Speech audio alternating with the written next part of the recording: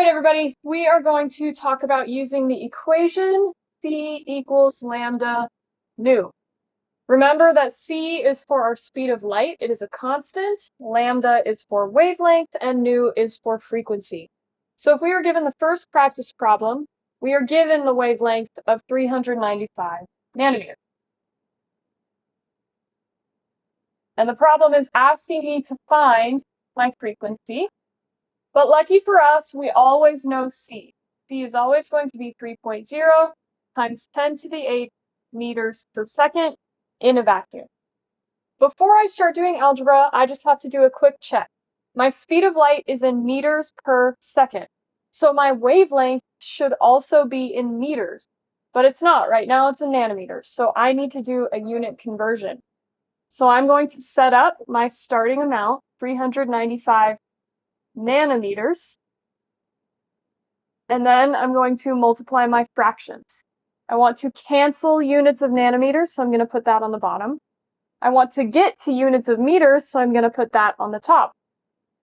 If I look at my periodic table, or if I know this conversion factor, I know that for every 1 meter, I have 1 billion, or 1 times 10 to the 9 nanometers. So now my units of nanometers cancel. I'm left in units of meters. After I do this division problem, I'm going to get a really, really small number. And I don't want to make mistakes, so I'm going to rewrite this in scientific notation. And when you do that, you should get 3.95 times 10 to the negative 7th meters as your wavelength. Now, my units are friends, and I can do algebra with them. So 3.0 times 10 to the 8th meters per second equals my wavelength in meters times my frequency, which is what I'm solving for. Wavelength and frequency are multiplied, meaning I need to divide to isolate my variable.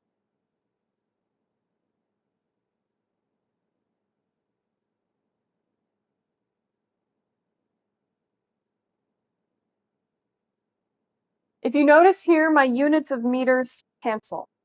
I am left with units of per seconds, which lucky for us is the unit of hertz, which is the unit for frequency.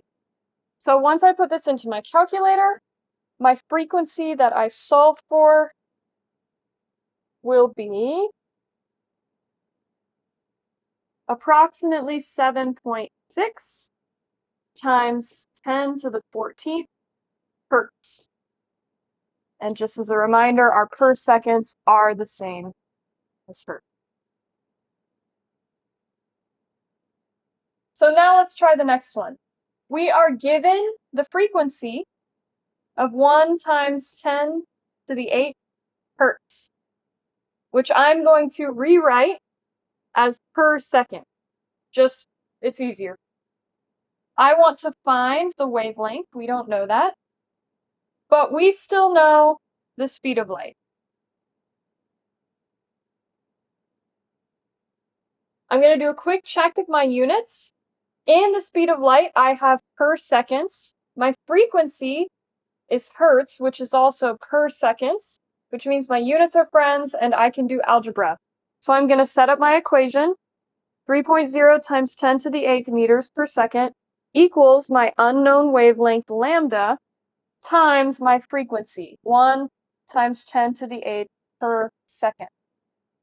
Wavelength and frequency are multiplied, so to isolate wavelength, I'm going to divide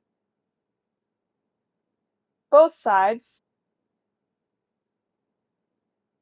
If you notice here, my units of per seconds cancel out, and I'm left with units of meters, which lucky for us is a unit of wavelength.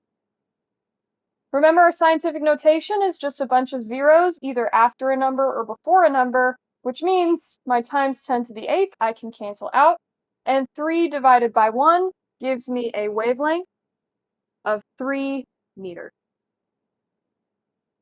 If my answer here had been really, really small or really, really big, then I would think about converting my units to a unit that would make my number make sense.